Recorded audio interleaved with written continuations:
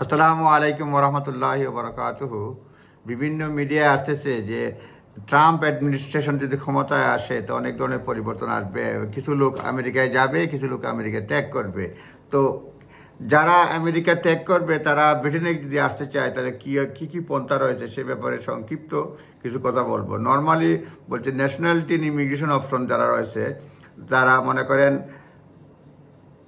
এইখানে যারা রয়েছে মনে করেন ব্রিটিশ সিটিজেনশিপের কথা যদি বলি, যারা ইউকের আউটসাইডে জন্ম নিয়েছে কিন্তু তাদের British mother or father who was born in the UK may already be British by descent, এবং সেই ক্রাইটেরিয়া তারা আসতে পারবে।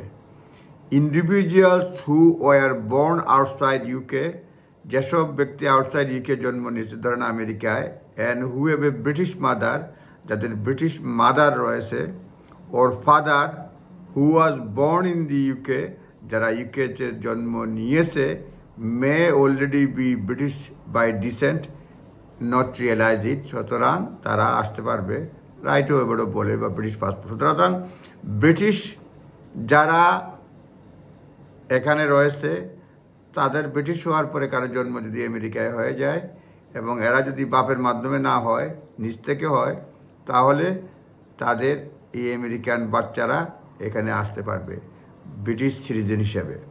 ফ্যামিলি রুট হচ্ছে যে পার্টনার রুট, কেউ যদি কারো পার্টনার যদি এখানে থাকে 2 বছর সেটেলড বা ব্রিটিশ সিটিজেন থাকে তাহলে এখানে আসতে পারবে।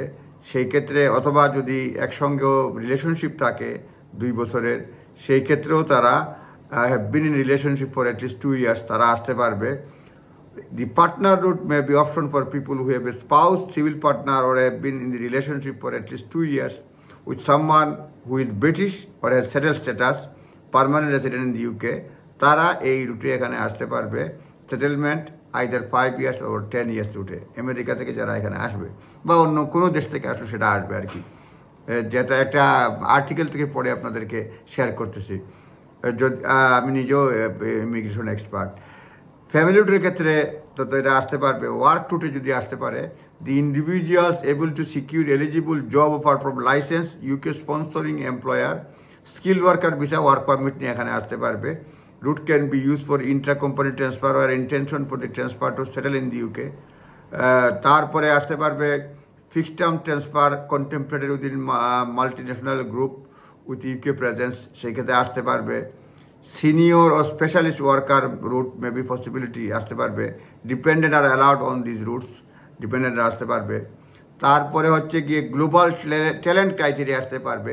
Leader or potential leaders in the area of academia, research and cultural and digital technology may wish to explore the global talent route. এই রুটে তারা আসতে পারবে এবং এই রুটে তারা 3 years-এ সেটেল হতে পারবে এখানে। এটা সকলের জন্য, যেহেতু আমেরিকান উদ্দেশ্য করে বলা হয়েছে, সকলের জন্য এই রাস্তা খোলা রয়েছে। ওয়ার্ল্ডের যে কোনো দেশ থেকে যদি আসতে চায়, ক্রিয়েটিভ ওয়ার্কার আসতে পারে, গ্লোবাল ট্যালেন্ট বিষয়ে আসতে পারে, স্কিল ওয়ার্কার রুটে আসতে পারে, ব্রিটিশ স্পাউস বিষয়ে আসতে পারে। স্টাডি রিলেটেড বিষয় যদি আসে, UK as a student route for international student, those who are planning to study at a bachelor degree or higher level may also be eligible in due course for the graduate route.